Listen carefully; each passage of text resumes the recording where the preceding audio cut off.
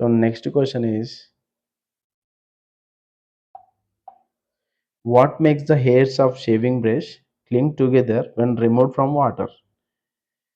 Water నుంచి తీసినప్పుడు ఈ బ్రష్ అనేది ఎందుకు దగ్గరికి వస్తుంది? ఇప్పుడు షేవింగ్ బ్రష్ ఉంటుంది కదా, మెన్స్ యూజ్ చేస్తారు ఎక్కువ. షేవింగ్ బ్రష్ షేవ్ చేసుకున్న తర్వాత వాటర్లో పెడతా ఉంటారు. ఎందుకంటే దానికి ఉన్న హెయిర్స్ అనేటివి రిమూవ్ కావడం కోసం షేవింగ్ బ్రష్లో వాటర్ అనేది ఇలా ఉంటుంది కదా షేవింగ్ బ్రష్. ఇక్కడ ఇవన్నీ షేవింగ్ బ్రష్కి ఉన్నటువంటి ఈ బ్రష్ ఉంటుంది ఇలా, దీన్ని వాటర్లో పెట్టినప్పుడు ఏమవుతుందంటే అక్కడ నుంచి హెయిర్స్ అన్నిటి విడిపోతాయి, అందులో రిమూవ్ అయిపోతాయి. అది తీసేటప్పటికల్లా ఏమైందంటే షేవింగ్ బ్రష్ మన నార్మల్ స్టేజ్ దగ్గరికి వస్తాయి అన్నమాట. ఈ షేవింగ్ బ్రష్ అనేది ఇలా థిక్‌గా దగ్గరికి వెళ్ళిపోతాయి అన్నమాట. మీరు ఎప్పుడైనా ట్రై చేయండి. ఇంట్లో పెద్దవాళ్ళు వాడే షేవింగ్ బ్రష్లు ఇప్పుడంటే లేవు. షేవింగ్ బ్రష్ ఇలా ఉంటుంది కదా, సో దాన్ని ఒకసారి ట్రై చేయండి. సో దీనివల్ల షేవింగ్ బ్రష్ అనేది దగ్గరికి క్లింగ్ టుగెదర్ అనేది ఎందుకు అవుతుందని అడుగుతున్నాడు. So the answer is surface tension. Answer is surface tension. Surface tension వల్ల షేవింగ్ బ్రష్ అనేది ఇలా దగ్గరికి అన్నట్టు కనిపిస్తుంది. The force inside the molecules of water also pulls in the hair on the shaving brush as they have less mass, and due to this tension in the surface of the water the hair sticks together. దాని hairs అనమాట ఏ విధంగా కనిపిస్తాయి అంటే దగ్గరకు ఉన్నట్టు కనిపిస్తాయి అన్నమాట. దీనివల్ల అంటే వాటర్కు ఉన్న సర్ఫేస్ టెన్షన్ వల్ల ఇట్లా పైకి తీస్తూ ఉంటే చాలా దగ్గరికి ఉన్నట్టు కనిపిస్తూ ఉంటుంది. And the next question is, centripetal force needed to keep the moon in its orbit round the earth is provided by.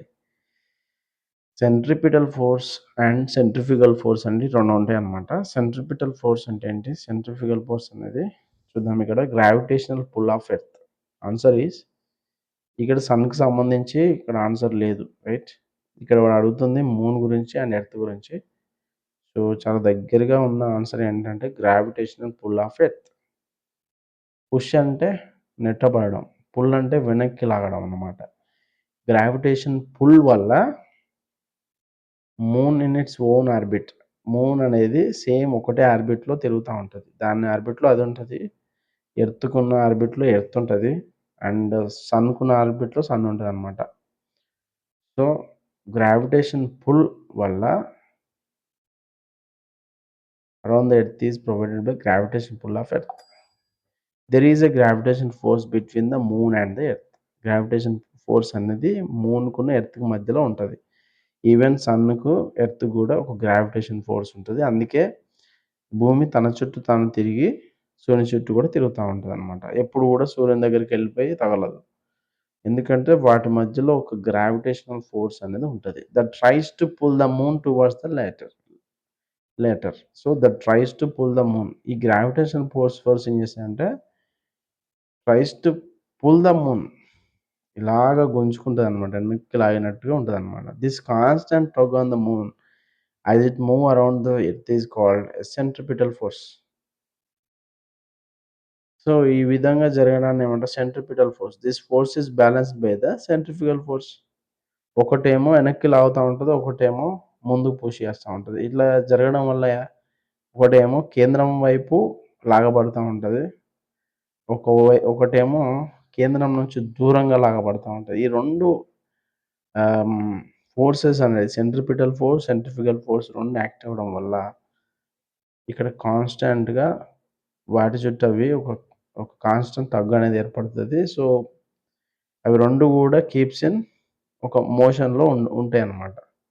So అది దేనివల్ల అంటే gravitation pull of earth. Earth అనేది గ్రావిటేషన్ పుల్ జరుగుతుందన్నమాట. దాన్ని సెంట్రిపిటల్ ఫోర్స్ అంటూ centrifugal force. ఈ రెండు balance అయితే అన్నమాట, రెండు రకాల ఫోర్సులు అక్కడ ఉంటాయి అన్నమాట. సో దానివల్ల ఈ ఎర్త్ మూన్ అనేటివి రెండు కొలైడ్ కావు, రెండు కలవవు, రెండు తగలవు అన్నమాట. వేటి కక్షలు అవి తిరుగుతూ ఉంటాయి. And the next question is, bats can fly in the dark without hitting anything because bats can fly. Bats అంటే ఏంటి? గబ్బిలాలు. గబ్బిలాలు చీకట్లో గూడా తిరుగుతా ఉంటాయి. వితౌట్ హిట్టింగ్ ఎనీథింగ్ అంటే దేనికి తగలకుండా. ఇప్పుడు అవిటికి సరిగ్గా కళ్ళు కనబడవు. అండ్ అవి ఇలాగా నైట్ పూట వెళ్తా ఉంటాయి. కాబట్టి ఎలా వెళ్తాయి అవి అనేది ఒక క్వెషన్ మార్క్ అందరికి వస్తాయి గదా! సో, బ్యాట్స్ అంటే గబ్బిలాలు. ఎందుకిలా జరుగుతదంటే, గబ్బిలాలు అల్ట్రాసోనిక్ వేవ్స్ ప్రొడ్యూస్ చేస్తా ఉంటాయన్నమాట. అవి వెళ్తా ఉంటాయి. So, they are guided by ultrasonic waves produced by them. వాళ్ళకి అల్ట్రాసోనిక్ వేవ్స్ రిలీజ్ చేస్తూ అక్కడ ఏదైనా ఉందా అని చూస్తాయన్నమాట. ఒక ఈకో సిస్టమ్ ఫాలో అవుతది. సో, అది ఒక రకమైన సౌండ్‌ను అది మనం వినబడదు. అంత చిన్న సౌండ్ అది రిలీజ్ చేసినప్పుడు ఆ ఈకో సౌండ్ దానికి తగిలినప్పుడు ఓకే. అక్కడేమైనా వస్తుందనుకో ఈకో సౌండ్ చేస్తది. ఈకో అంటే రిటర్న్ వస్తది కదా సౌండ్. ఆ రిటర్న్ వచ్చిన సౌండ్ తనకు వినిపిస్తదన్నట్టు. వినిపించేసరికి అది అటు సైడ్ ఎళ్ళదు. అలా గబ్బిలం అనేది ఏంటంటే ఈ బ్యాట్ అనేది తప్పించుకుంటదనమాట. ఏది దానికి తగలకుండా తప్పించుకుంటది. రీజన్ ఏందంటే ultrasonic waves produced by them. ఇది రీజన్ అన్నమాట. Bats ears are more important than their eyes. దానికున్న ఐస్ కంటే చెవులనేవి చాలా యూజ్‌ఫుల్ అన్నమాట. They use as a special sonar system called echo location అనేది దాన్ని ఫాలో అవుతూ meaning they find things using echoes. Echoes echo system అనేది అందరికి తెలుసు కదా! So, echo re reverse of sound అనమాట. ఈకో అంటే 2 టైమ్స్, 3 టైమ్స్ వినిపిస్తది కదా మనకి ఈకో అట్లా. దాన్ని బేస్ చేసుకొని గబ్బిలం అనేది సో, ముందుకు ట్రావెల్ చేస్తది. ముందుకెళ్తా ఉంటది. దేనికి తగలకుండా. Next question. As a person moves closer to a plane mirror, the size of the image formed by the mirror. ఒక పర్సన్ ఒక ప్లేన్ మిర్రర్‌కి దగ్గరికి వెళ్ళిపోతా ఉంటే, ఆ ఇమేజ్ ఏ విధంగా ఫార్మ్ అయితది అంటున్నాడు. అది ఇంక్రీజెస్. ఇమేజ్ అనేది చాలా పెద్దగా కనిపిస్తా ఉంటది. దగ్గరికెళ్తా ఉంటే ఏమైతది? నార్మల్‌గా దూరం ఉంటే ఇమేజ్ చిన్నగుంటది. దగ్గరికెళ్తా ఉంటే ఇమేజ్ అనేది కొంచెం పెద్దగా కనిపిస్తా ఉంటది. అది. Primary colours of lighter. Primary colours ఏమేముంటాయి? ఏమేముంటాయంటే రెడ్ ఉంటది, బ్లూ ఉంటది, గ్రీన్ ఉంటది. ఆర్‌బీజీ అని గుర్తుపెట్టుకోండి. ఇన్ కేస్ మీరు మర్చిపోతారంటే ఒకవేళ గుర్తుండదనుకుంటే సింబల్ చూడండి. Red, blue and green. So, ఇది గ్రీన్, రెడ్, బ్లూ ఇది గుర్తుంచుకోండి. సో, గ్రీన్ అండ్ రెడ్ కలిస్తే యెల్లో వస్తదిక్కడ. అండ్ బ్లూ అండ్ రెడ్ కలిస్తే ఏమొస్తుంది? పింక్ వస్తుంది. ఇక్కడ యెల్లో. అండ్ ఇక్కడ గ్రీన్ అండ్ బ్లూ కలిస్తే సియాన్ వస్తుంది. ఓకే. వీటి నుంచి కూడా క్వెషన్ చాలా సార్లు అడిగారు ఆర్ఆర్‌బీ ఎగ్జామ్‌లో. సో, ప్రాథమిక రంగులు ఏంటి అని అడుగుతాడు క్వెషను. సో, గుర్తుంచుకోండి ప్రాథమిక రంగులు ఏంటంటే రెడ్, బ్లూ అండ్ గ్రీన్. వాటి నుంచి ఏవి మిక్స్ అయితే ఏ కలర్ వస్తదో కూడా అడుగుతున్నాడు. సో, రెడ్ అండ్ గ్రీన్ కలిస్తే యెల్లో వస్తది. బ్లూ అండ్ రెడ్ కలిస్తే మగెంటా వస్తది. సో, గ్రీన్ అండ్ బ్లూ కలిస్తే సియాన్ వస్తది. ఇది మనకు ఎందులో ఉంటదంటే ఎవరైనా ప్రింటర్ వాడారా మీరు? ప్రింటర్ తెలుసు కదా! హెచ్‌పీ ప్రింటర్ లేకపోతే ఇంకా వేరే ఇతరత్ర ప్రింటర్స్ వాడితే మీకు చాలా నాలెడ్జ్ ఉంటది దీని మీద. సో, యెల్లో కలర్ యూజ్ చేస్తారు. మగెంటా కలర్ యూజ్ చేస్తారు. సియాన్ కలర్ యూజ్ చేస్తారనమాట ప్రింటర్స్‌లో. ఇది 3 కలర్స్ యూజ్ చేస్తారు. ఈ 3 కలర్స్ ఎలా వస్తాయంటే గ్రీన్ అండ్ రెడ్ వల్ల యెల్లో వస్తది. బ్లూ అండ్ రెడ్ వల్ల మగెంటా వస్తది. అండ్ గ్రీన్ అండ్ బ్లూ వల్ల సియాన్ వస్తది. సో, ఈ 3 కలర్స్ అనేది ప్రింటర్స్‌లో కలర్ ప్రింటింగ్ ఉంటది కదా! దానిలో యూజ్ చేస్తారు. Okay. Next question. A pyrometer used to measure. ఇది పైరోమీటర్ అన్నమాట. పైరోమీటర్ యూజ్ చేసి ఏం మెజర్ చేస్తారు? ఏం మెజర్ చేస్తారంటే సింపుల్ అండి. High temperature. ఎలా గుర్తుంచుకోవాలి క్వెషన్ అంటే పైరో అంటే మీరు బాగా గుర్తుంచుకోండి. ఫైర్ అని గుర్తుంచుకోండి. పైరో అంటే ఏం గుర్తుంచుకోండి? ఫైర్ అని గుర్తుంచుకోండి. ఏ ఫైర్? ఫైర్ ఎప్పుడు జరుగుతది? హై టెంపరేచర్ ఉంటది కదా! ఫైర్ అంటే. చిన్న చిన్న ఫైర్ గురించి మాట్లాడుకోవట్లే. ఫైర్ అంటే చాలా హెవీ టెంపరేచర్ అక్కడ. హై టెంపరేచర్ ఉన్న ప్లేస్ అనుకోండి. ఆ విధంగా గుర్తుంచుకోండి. మెయిన్‌గా పైరోమీటర్ యూజ్ చేసి ఇప్పుడు సోలార్‌లో ప్యానెల్స్ ఉంటాయి కదా! ఈ ప్యానెల్స్ టెంపరేచర్ కూడా చూస్తారనమాట. ఎంత టెంపరేచర్ ఉంది చూడాలనుకుంటే పైరోమీటర్ యూజ్ చేయొచ్చు. థర్మామీటర్ యూజ్ చేస్తారు. సో, మెయిన్‌లీ హై టెంపరేచర్ కోసం యూజ్ చేసేది డివైస్ పేరు లేకపోతే ఇన్‌స్ట్రుమెంట్ పేరేంటంటే పైరోమీటర్ అనమాట. ఇది గుర్తుంచుకోండి pyrometer.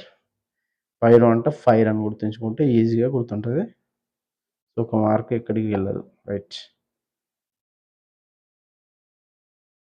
And for the general measurement of temperature which of the below thermometers are used? For the general measurement of temperature. జనరల్‌గా temperature measure చేయాలి. నార్మల్‌గా మెజర్ చేయాలంటే ఎటువంటి థర్మామీటర్ యూజ్ చేస్తారని అడుగుతున్నాడు. ఎటువంటి థర్మామీటర్ యూజ్ చేస్తారు? చాలా రకాల థర్మామీటర్స్ ఉన్నాయి. అండ్ అండ్ ఈ జనరల్ మెజర్‌మెంట్ అప్పుడు ఏ థర్మామీటర్ యూజ్ చేస్తారంటే చూడండి మెర్క్యూరీ టెంపరేచర్ థర్మామీటర్ అనేది యూజ్ చేస్తారు. Mercury thermometer is still generally used. Okay. చాలా జనరల్‌గా యూజ్ చేసే వాటిలలో మెర్క్యూరీ థర్మామీటర్ అని యూజ్ చేస్తారు. Because of it's high coefficient of expansion. అందులో పాదరసం అనేది ఉంటది కదా! మెర్క్యూరీ అంటే పాదరసం కదా! ఈ మెర్క్యూరీ కోఎఫిషియంట్ ఆఫ్ ఎక్స్‌పాన్షన్ అనేది చాలా ఎక్కువుంటదనమాట. ఎక్కువ ఏమంటారు? సాగే గుణం ఉంటదనమాట దానికి. ఆహ్, సో, ఎక్స్‌పాన్షన్ అనేది ఎక్కువవుతది. లిక్విడ్ రూపంలోకి మారుతది టెంపరేచర్ ఎక్కువున్నప్పుడు. So, that it detects change in temperature. అప్పుడు ఈ temperature change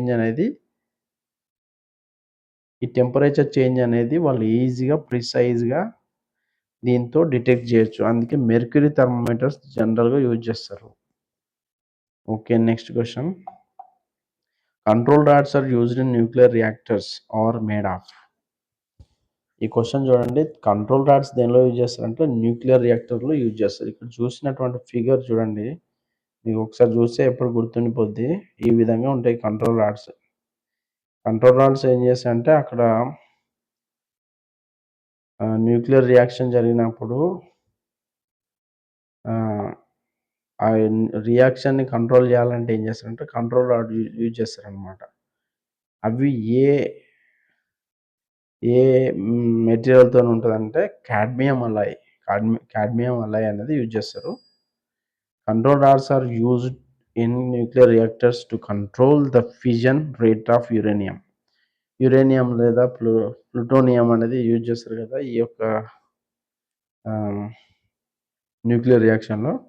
Their composition includes chemical elements such as boron, cadmium, silver, indium that are capable of absorbing many neutrons without themselves fissioning. So, fission అనేది జరిగినప్పుడు fission అంటే ఏంటి? అది విచ్ఛిత్తి చెందుతదనమాట. ఆ nuclear uranium అనేది విచ్ఛిత్తి చెంది అక్కడ ఒక శక్తి అనేది రిలీజ్ అవుతది. ఎనర్జీ అనేది రిలీజ్ అవుతది. సో, దాన్ని కంట్రోల్ జేయాలి. ఈ ఫిషన్‌ని కంట్రోల్ చేయాలంటే ఏం చేయాలంటే కాడ్మియం అలాయ్ అనేది కలిగినటువంటి ఈ కంట్రోల్ రాడ్స్‌ని యూజ్ చేయడం వల్ల వీళ్ళు అక్కడ ఉన్నటువంటి చర్యను కంట్రోల్ చేస్తారనమాట. అండ్ 22nd క్వెషన్‌కెళ్దాం. Which of the following wave rays are produced by nuclear changes in the atom? Which of the following wave rays are produced by the nuclear changes in the atom? ఎటువంటి nuclear ఆటమ్‌లోని nuclear changes వల్ల ఏ race ఏర్పడతాయని అడుగుతున్నాడు. So, ఆటమ్‌లో కొన్ని changes అనేటివి వస్తాయి. అది nuclear changes ఒకవేళ వచ్చినాయంటే ఏ రేస్ ఏర్పడతాయని అడుగుతున్నాడు. So, answer is gamma rays. Gamma rays అనేటివి ప్రొడ్యూస్ అయితాయన్నమాట. ఎప్పుడైతే ఆటమ్ అనేది డికే అయినా లేకపోతే ఆటమ్‌లో ఏవైనా న్యూక్లియర్ చేంజెస్ వచ్చినప్పుడు అది వెంటనే గామా రేస్ అనేది ప్రొడ్యూస్ అయితాయన్నమాట. Gamma rays are produced in the disintegration of radioactive atomic nuclei and in the decay of certain subatomic particles ఒకవేళ సబాటమిక్ పార్టికల్స్‌గా విడిపోయినప్పుడు లేదా ఒక ఆటమ్ అనేది విచ్ఛిత్తి చెందుతది గదా! ఫ్యూజన్ జరుగుతది గదా! అప్పుడు ఏంటంటే అక్కడి నుంచి కొన్ని సబాటమిక్ పార్టికల్స్ అనేటివి బయటకొస్తాయి. ఇప్పుడు ఒక ఆటమ్ అనేది 3 ఆటమ్స్‌గా విడిపోతదనమాట. అలా 3 మళ్ళా 3లో మళ్ళా ఒక్కొక్క ఆటమ్ 3, 3 అట్లా ఒకటి ఎగ్జాంపుల్ చెప్తున్నా. సో, ఆ విధంగా విడిపోయినప్పుడు ఏంటంటే అక్కడ డీకే అయితదనమాట. When an unstable atomic nucleus decays into more stable nucleus అప్పుడు the daughter nucleus is sometimes produce in an excited state. ఇది ఒక డాటర్ లాగా. ఫస్టు ఆహ్, ఒక ఆటమ్ ఉంటది. దాని నుంచి పిల్లల్లాగా డాటర్స్ లాగా ఇంకొక 2, 3 ఆటమ్స్ మళ్ళా ఏర్పడతాయి. అవి విచ్ఛిత్తి చెంది ఇంకా ఎక్కువ ఎట్లా అంటే కొన్ని వేల సంఖ్యలో ఏర్పడతాయన్నమాట. సో, అప్పుడు ఏర్పడ్డప్పుడు ఏ రేస్ రిలీజ్ అయితాయంటే గామా రేస్ అనేటివి రిలీజ్ అయితాయి. ప్రొడ్యూస్ అయితాయన్నమాట. ఇది గుర్తుంచుకోండి. And next question. If the depth of flotation of A ship changes when it sails from the Arabian Sea to the Indian Ocean, it is due to ఒకవేళ depth of flotation ఇప్పుడు ఒక ship అనేది Arabian sea నుంచి Indian ఓషన్‌కి వచ్చేసింది. అంటే Arabia సముద్రం నుంచి మన ఇండియాలో ఉన్న సరస్సులు, నదుల్లోకి ఒక షిప్ అనేది ట్రావెల్ చేసి వచ్చిందనుకోండి. అప్పుడు డెప్త్ ఆఫ్ ఫ్లోటేషన్ అంటే అది ఫ్లోటింగ్ అయ్యే ప్లేస్ అనేది ఆ షిప్ అనేది ఒక డిఫరెంట్‌గా ఫ్లోట్ అయ్యి ఉంటది. అది ఎలా ఉంటదంటే ఎందుకు ఈ విధంగా ఇప్పుడు అరేబియన్ సీలో ఆహ్, అదే షిప్ అనేది కొంచెం డిఫరెంట్‌గా ఫ్లోట్ అయ్యి ఉంటది. మునుగుతది. అదే ఇండియన్ ఓషన్‌లో కొంచెం డిఫరెన్స్ అనేది ఉంటదనమాట. అది ఏ విధంగా డిఫరెన్స్ ఉంటదనేది ఇక్కడ క్వెషను. ఎందువల్ల ఈ చేంజ్ అనేది కనిపిస్తదంటే సముద్రంలో కొంచెం ఎక్కువ మునుగుతదా? లేకపోతే తేలుతదా? సో, దేని మీద ఆధారపడుతుంటదంటే change in density of sea water. Sea వాటర్‌లోని డెన్సిటీ చేంజ్ వల్ల. ఓకేనా?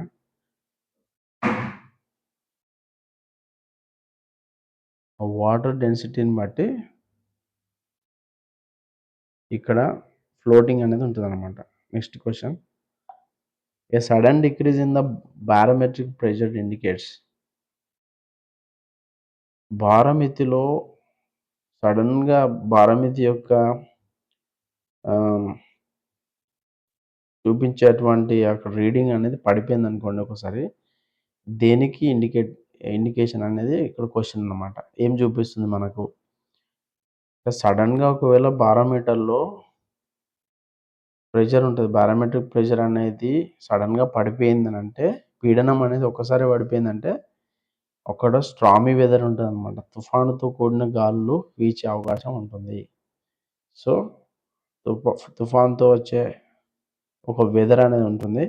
So, answer is a stormy weather అనమాట. A rapid fall of air pressure is a sign for an approaching low and is a sign for bad weather.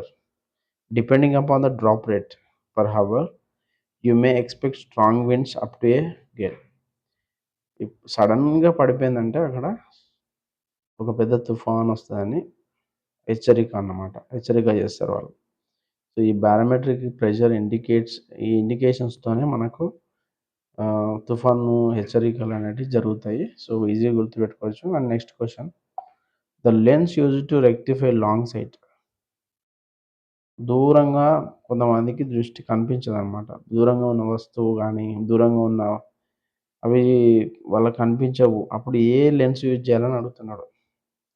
A lens use చేయాలంటే convex lens use చేయాలి. ఎందుకు? Convex lens ఏం చేస్తాయంటే వీడికి ఏం కావాలో భూతద్దం కావాలనమాట. ఎవరైతే లాంగ్ సైట్ అయితే లేదో వాళ్ళకి కొంచెం పెద్దగా అక్షరాలు కనిపించడం కోసం కాన్వెక్స్ లెన్స్ అనేది చాలా యూజ్‌ఫుల్ అనమాట. ఇప్పటివరకు చాలా శ్రద్ధగా విన్నారనుకుంటున్నాను friends. And thank you very much. Ah, మీరు ఇప్పటివరకు చూడకపోతే ఈ యొక్క ఛానల్‌ని మాత్రం సబ్స్క్రైబ్ చేసుకోండి. అండ్ మీ ఫ్రెండ్స్‌కి షేర్ చేయండి. ఆర్ఆర్‌బీ ఎగ్జామ్ కోసం ప్రిపేర్ అవుతున్నవారు మీరు డైలీ కాస్త కొంచెం టైం అనేది మీరు ఇక్కడ స్పెండ్ చేయొచ్చు. అండ్ మీకు ఇంపార్టెంట్ ఇన్ఫర్మేషన్ మీకు ఎప్పటికి అందిస్తూ ఉంటాం. అండ్ ఇలాగే క్వెషన్స్ కూడా మేము ఎప్పటికీ మనం ప్రాక్టీస్ చేస్తాం. సో, మీరు చేయాల్సిందల్లా ఒకటే అండి. మీరు సబ్స్క్రైబ్ చేసుకోండి. Thank you friends. ఇంకా మరిన్ని క్వెషన్స్‌తో ముందుకెళ్దాం. అండ్ మీకు నోటిఫై కోసం ఈజీగా మీకు నేను నెక్స్ట్ చేసే వీడియో మీకు రావాలంటే ఏంటంటే సబ్స్క్రైబ్ చేసుకొని బెల్ ఐకాన్ క్లిక్ చేయండి. అండ్ మీ ఫ్రెండ్స్‌కి షేర్ చేయండి. మీకేమన్నా డౌట్స్ ఉంటే కూడా కామెంట్ సెక్షన్‌లో చెప్పండి. ఎందుకంటే నేను ఎక్స్‌ప్లెయిన్ చేసే దానికి ట్రై చేస్తాను. Thank you friends. Thank you very much.